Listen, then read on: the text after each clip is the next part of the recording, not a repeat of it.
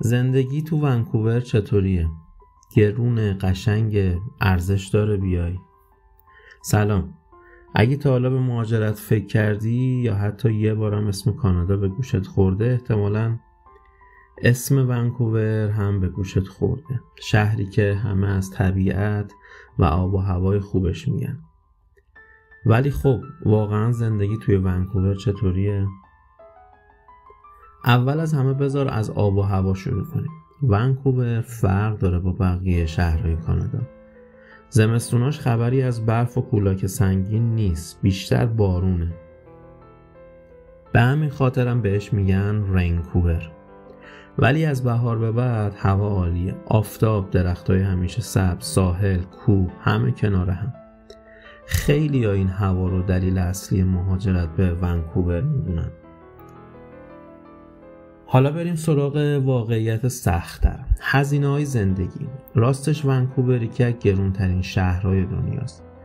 فقط اجاره یه خونه کوچیک میتونه بین 2500 تا 3000 دلار کانادا در ماه برات در بیاد. مواد غذایی هم ارزون نیست. یه خرید ساده برای یه نفر راحت 100 دلار آب میخوره. ولی خب از اونور کیفیت غذا، تنوع رستورانا، سبک زندگی سالمترش خیلی رو جذب میکنه. در مورد کار هم اگر بخوام بگم، اگه تخصص داری، مثلا تو پزشکی، مهندسی یا حسابداری، موقعیت زیاده. حتی شغل‌هایی مثل دستیار بهداشتی یا آموزشی هم با دوره‌های کوتاه مدت میتونن درآمد خوبی بدن. تازه بعضی شرکت‌ها حتی پول اسباب کشی تو هم میدن. اما یه نکته خیلی مهم، سیستم حمل و نقل عمومی. تو ونکوور بدون ماشین هم میتونی راحت زندگی کنی. اسکای ترین، اتوبوس، سی باس، همه جا میری راحت، ارزون، سریع. پیاده روی و دوچرخه سواری هم جز سبک زندگی مردمه. و نکته آخر، سبک زندگی و فرهنگ. ونکوور پر از طبیعت، مردمش سالمن. شهر پر از مهاجره، فستیوالا، غذاهای مختلف، آدمایی از هر گوشه دنیا.